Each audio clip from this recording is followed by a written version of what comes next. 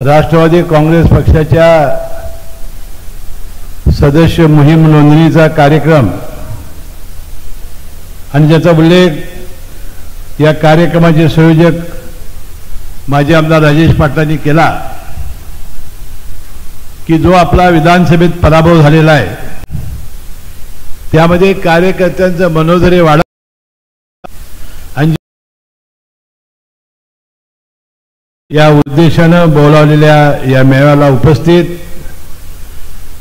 जिल्हा राष्ट्रवादीचे अध्यक्ष बाबासाहेब पाटील असुर्लेकर, अनिल साळुके, रामाप्पा करिगार, शीतलताई फराटके, भैयासाहेब माने, सुधीर देसाई, नितीन दिंडे, भिकू गावडे, बाबासाहेब पाटील, अनिल फडके, संगीता पाटील, यासीन मुजावर, हेमांगी देसाई, ललिता भोसले, गडिलद कारखाने चेअरमन प्रकाश भाई पताडे, सतीश पाटील, जयसिंग चव्हाण, जयकुमार मनोळी, अभय देसाई, महाबळेश्वर चौगुले, परशुराम पाटील, व्यासपीठावर सर्व प्रमुख नेते मंडळी, वेळेअभावी मी आपली सर्वांची नावं घेतली नाही त्याबद्दल त्यांनी क्षमा करावी मला, आणि मोठ्या संख्येनं जवळजवळ बाहेर 40 सेंटीग्रेड तापमान असताना मोठ्या संख्येनं उपस्थित सर्व या विधानसभा मतदारसंघातील राष्ट्रवादी काँग्रेस पक्षाचे सर्व कार्यकर्ते,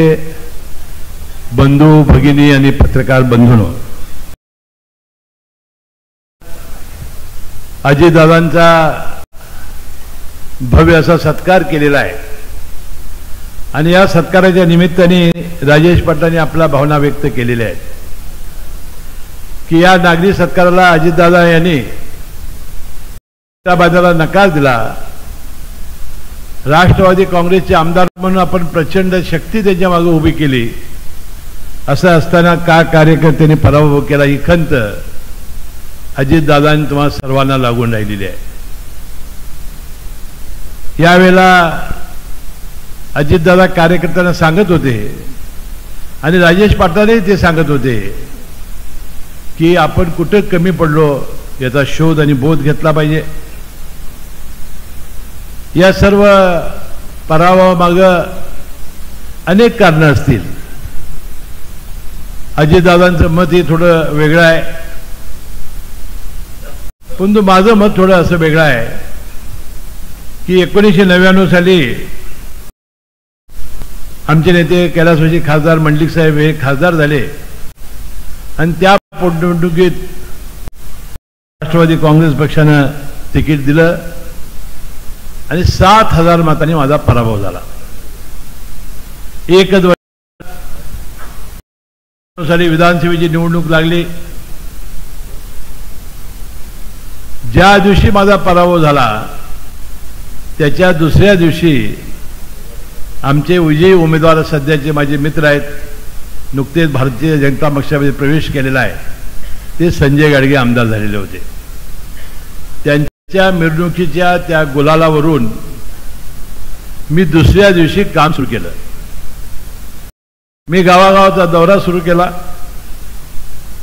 काही दिवसांनी मला टायफॉइड झाला, तरी सुद्धा हातावर सलाईन लावून मी तालुक्याचा दौरा पूर्ण केला, कारण तालुका फक्त मतदारसंघ माझा त्यावेळेला होता. एकाच वर्षाने झालेल्या निवडणुकीमध्ये मी 7,500 मतं काढून मी 3,500 मतांनी जे मत आहे ते जे उदाहरण ते राज्याचे मुख्यमंत्री राहिलेले होते. 7-8 वेळा ते निवडून आलेले होते. त्यांनी जिल्ह्याचा आणि तालुक्याचा प्रचंड विकास केलेला होता. इथं मात्र एकच वेळा राजेश पाटील निवडून आले. 1,600 कोटी रुपये तुम्ही दिले ही खरं आहे, पण राजेश पाटलांना विनंती राहील, दादाही कदाचित त्याला सहमत होतील की व्यक्तिगत जी कामं आहेत, सार्वजनिक कामं, आता मी आता असलेले आपले युतीचे आमदार आहेत, मी काय त्याच्यावर टीका करण्यासाठी बोलत नाही, पण तुम्ही हा फरक सांगण्यासाठी तो बोलतोय की यापूर्वी चंदगड विधानसभेमध्ये आजरा असेल, गडिंग्लज असेल, इतकं प्रचंड रस्त्यांचं काम कधी झालं होतं. या धरणांची कामं कधी झाली होती, अनेक छोटे प्रकल्प कधी मार्गी लागले होते. इतकं प्रचंड एक काम केल्यामुळं बाबासाहेब राजेश पाटील निवडून येतील अशी आमची भूमिका होती. मला वाटतं राजेश पाटील आहे ते जिल्हा मध्यवर्ती बँकेचे संचालक आहेत. महिन्यातून 4 एक्झिक्युटिव्हच्या मिटिंग आमच्या होत आहेत, बोर्ड मिटिंग होते आणि मग 2-3 मिटिंगा. सगळ्या मिटिंगला बाबा राजेश आपल्याला उपस्थित राहायची आवश्यकता नाही, तुम्ही भत्ता देऊ तुम्हाला, परंतु आता थोडा वेळ लोकांच्या व्यक्तिगत कामासाठी आपल्याला घालावा लागेल, करावा लागेल, लोकांचा संपर्क वाढवावा लागेल. आणि आपलं राष्ट्रवादी काँग्रेस पक्षाचं कार्यालय हे गोरगरीब सामान्य माणसाचं कार्यालय ठरलं पाहिजे. आणि शासनाच्या ज्या विविध योजना आहेत, कारण आपण राष्ट्रवादी काँग्रेस पक्षाचे युतीतले सत्तेतले पक्ष असल्यामुळं तुम्हाला संजय गांधी निराधार समितीमध्ये वाटा मिळणार आहे, सदस्यामध्ये तुम्हाला जिल्ह्याच्या राज्याच्या समित्यामध्ये तुम्हाला वाटा मिळणार आहे. 25% निधी जो मिळणार आहे राष्ट्रवादीला तो तुम्हाला मिळणारच आहे. कदाचित मंत्री म्हणून कमी मिळेल, परंतु जी तुम्ही आश्वासन आणि वचन दिलेलं जी कामं असतील, जी करेक्ट कार्यक्रम होणे याला निधी तुम्हाला मिळणार आहे. आजरा नगरपालिकेला निधी मिळणार आहे, चंदगड नगरपालिकेला निधी मिळणार आहे, आपल्या समित्यावर आपली निवड होणार आहे, ज्याचा उल्लेख मगाशी बाबासाहेब पाटलांनी केला. परंतु कधी मिळणार,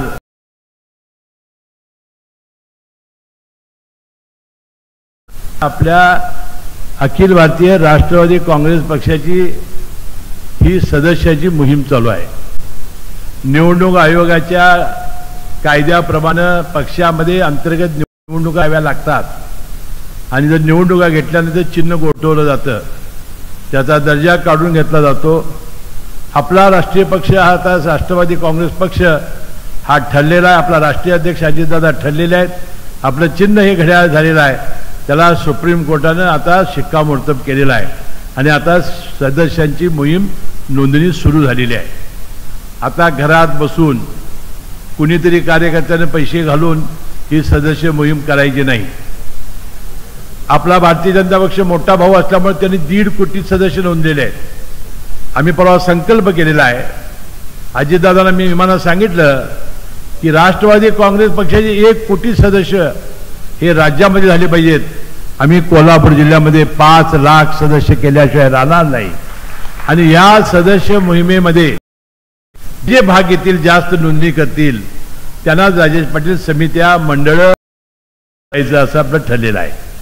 त्याप्रमाणे आपण या सदस्य नोंदणीच्या मोहिमेला आपण लागावं.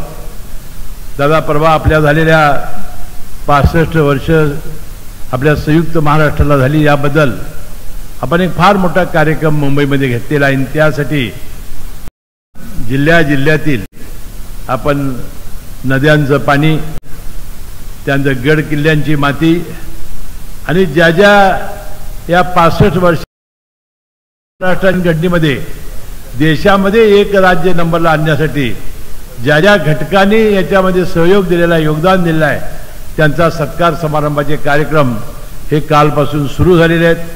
आज दुसरा दिवस आहे. मुंबईच्या वरीच्या जंबोरी मैदानावर कार्यक्रम झाल्यानंतर आम्ही विमानानं पुन्हा त्या कार्यक्रमाला जाणार आहोत. हे सांगण्याचं आवश्यक असं की ही कलश काढण्याचं राज्यात मान मिळाला. आपल्या छत्रपती पावन भूमीतून, ज्यांच्या पदस्पर्शानं पुनीत झालेल्या पन्हाळगडाच्या भूमीतून आपण ही रथयात्रा सुरू केली. आणि दादा, मी तुम्हाला अभिमानानं सांगेन, 8 वाजता पन्हाळगडावरून मिरवणूक चालू केली. जवळजवळ 5,000च्या वर लोक होते आणि जवळजवळ 400 ते 500 4-चाकी गाड्या घेऊन हे लोक आलेले होते.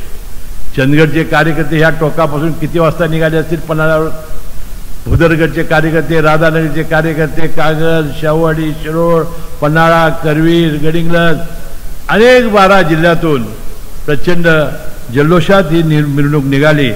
आणि 5 वाजता आम्ही सांगली जिल्हा राष्ट्रवादी काँग्रेस पक्षाच्या हातामध्ये तो कलश दिला. आता येणाऱ्या या स्थानिक स्वराज्याच्या निवडणुकीमध्ये आम्ही धोरण जाहीर केलेलं आहे. सहकार्याच्या जे निवडणुका आहेत त्या सर्व जिल्ह्यातील आम्ही नेते मंडळी बसून एकमताने कसं होतील ते बघू. परंतु स्थानिक स्वराज्य संस्थेच्या निवडणुका आपण युतीच्या मार्फत लढणार आहोत. ज्या ज्या ठिकाणी युती होईल, ज्या ठिकाणी एकमत होईल त्या ठिकाणी एकत्र लढू. एकमत नसला तर वेगवेगळं लढू. परंतु त्या तालुक्याचा सभापती पंचायत समितीचा, जिल्हा परिषदचा अध्यक्ष, महानगरपालिकेचा महापौर किंवा नगरपालिकेचा नगराध्यक्ष हा युतीचाच करायचा आपण ठरवलेला आहे.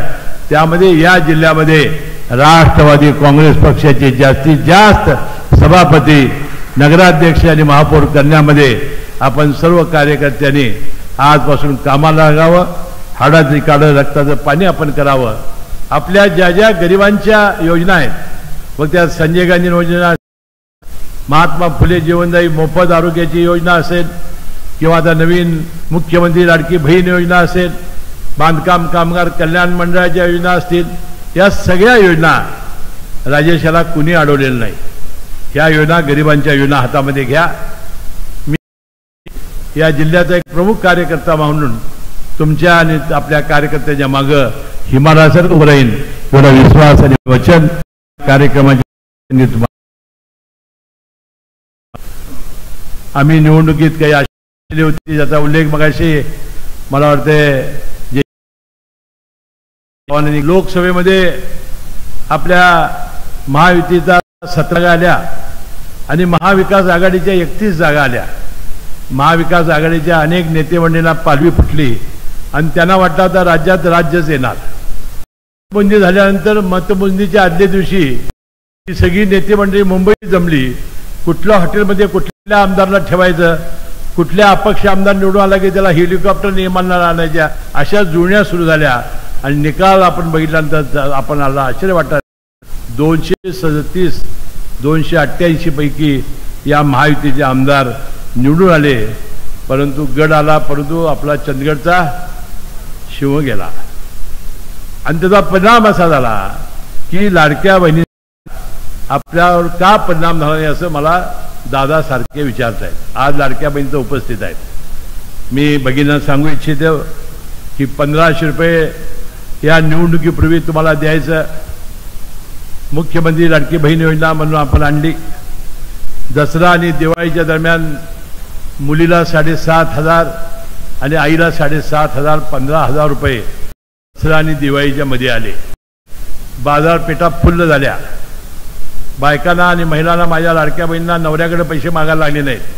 अनेक नवऱ्यांनी ते परत द्या त्यांचे. फार मोठा उत्साह या निमित्ताने आलेला होता आणि आम्ही त्यावर वचन दिलेलं आहे ही योजना बंद होणार नाही. दादा त्याचा 15च्यातील ही योजना बंद होणार नाही. वचननाम्यामध्ये 2100 रुपये देण्याचं वचन दिलेलं आहे. राज्याची योग्य परिस्थिती झाल्यानंतर आम्ही ते निश्चित वचन पूर्ण करू. मगाशी पत्रकार अजितदादा विचारत होते कर्जमाफीचं काय. दादा म्हणजे कर्जमाफीचं आपण काय बोललेलं नाही. एकदा अजितदादा असं म्हणाले, तुमचं काय मत आहे? तर मुख्यमंत्री म्हणाले की अजितदादाने देणारच नाही असं म्हटलेलं नाही. आणि मी म्हणतो दादांनी देणारच नाही असं म्हटलेलं नाही. परंतु निर्णय आणि खरं बोलण्याची सवय असल्यामुळे ते सुद्धात आणि त्यामुळे लोकांची फसवणूक होत नाही. आणि म्हणून परवाच्या एका कार्यक्रमात त्यांनी सांगितलं मार्च महिन्यामध्ये की ज्यांच्या ज्यांच्या सोसायट्या असतात थांबलेल्या असतील त्यांनी पैसे भरावेत. या वर्षी आणि पुढच्या वर्षी तर काही कर्जमाफी होणार नाही. आम्ही योग्य वेळेला काय करायचा ते निर्णय ते महायुती सरकार घेईल अशा प्रकारच्या भावना त्यांनी व्यक्त केलेल्या आहेत. त्याशिवाय 3 सिलेंडर हे बंद होणार नाही, ते चालू राहतील. 50% सवलत आहे महिलांना, ती चालू राहील. उच्च शिक्षणामध्ये मुलींची फी माफी आहे, ती चालू राहील. त्यानंतर आपली 7.5 हॉर्स पॉवर पर्यंत आपण जी वीज माफी केली शेतकऱ्यांची ती चालू राहील. ते की नरेंद्र साहेबांनी आपल्या शेतकरी महासन्मान आणि आमची महायुतीच्या योजनेमध्ये वर्षाला 1200 रुपये 12,000 देत होतो, आता ते आम्ही 15,000 रुपये केलेले आहेत. म्हणजे या योजना आपण बंद केली नाही, सगळ्या योजना या चालू राहणार आहेत. कितीही सरकारला आल्या विकास कामाला थोडासा कट लावून का असेना, पण ह्या योजना पूर्ण केल्यावर विश्वास अनेक वेळा आज अजितदादा बोलतील. मी मनापासून सर्वांचा आभारी आहे की कालच आपण आमचे नेते नरसिंहराव पाटील साहेबांची जयंती झाली. आज या जयंतीच्या निमित्ताने त्यांना आमचे नेते कैलासजी बाबासाहेब कुपेकरांना मी वंदन करतो. आणि या रखरखत्या उन्हामध्ये आपण प्रचंड उत्साह दाखवला. असाच उत्साह जयश्रीराव चव्हाण म्हणाले की आम्ही जखम बांधलेली नाही, जखम आम्ही सोडलेली आहे, आम्ही फक्त मलम लावतोय, जखम सोडू नका, जखम लवकरच पुरी करा आणि पुन्हा एकदा राजेश पाटलांना गैरवैभव निर्माण करून द्या अशी अपेक्षा व्यक्त करतो. आणि आपले सर्वांचे आमचा सत्कार केल्याबद्दल आभार म्हणून मी आपली रजा घेतो. जय जय महाराज. धन्यवाद साहेब. यानंतर